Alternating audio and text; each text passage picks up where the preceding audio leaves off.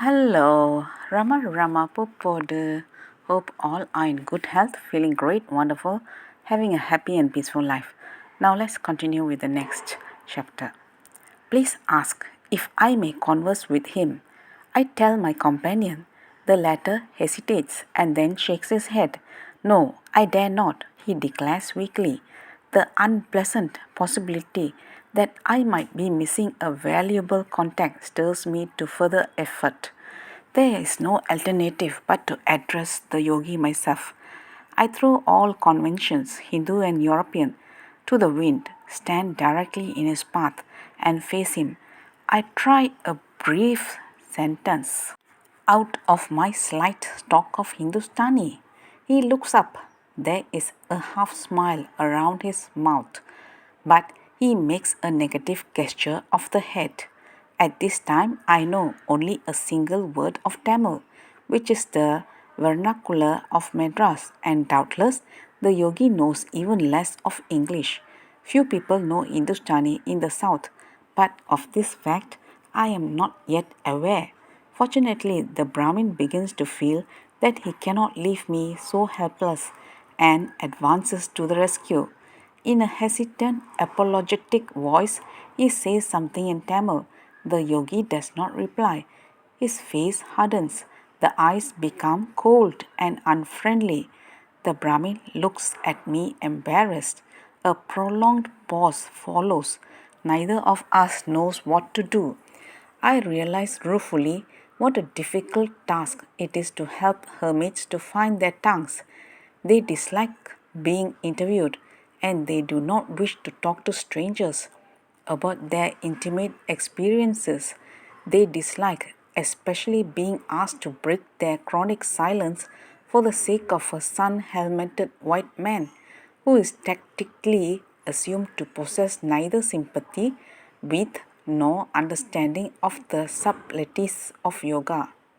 This feeling is succeeded by another. I become strangely aware of a penetrating inspection on the yogi's part. Somehow I sense that he is mentally probing my innermost thoughts, yet outwardly he remains aloof, indifferent.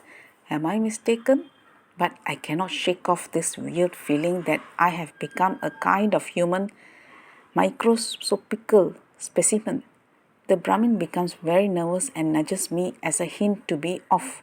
Another minute and I shall yield to his silent importunity and go away defeated. The yogi makes a sudden gesture of his hand, leads us towards a tall palm tree down close by, and silently bids us to sit down at its foot. He then drops to the ground himself. He addresses some Tamil words to the Brahmin. I notice that he possesses a peculiar renaissance and a quality which is almost musical. The yogi says that he is willing to converse with you.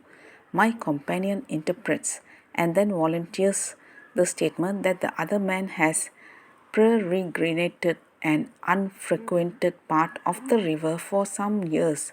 The first thing I ask is the man's name, whereupon I hear such a lengthy string of appellations that I immediately christen him anew.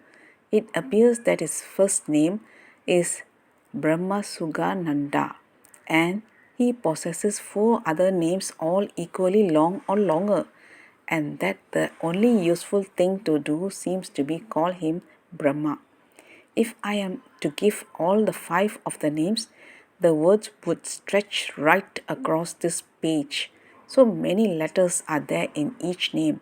I am both awed and appalled at the length of the young man's patronymic.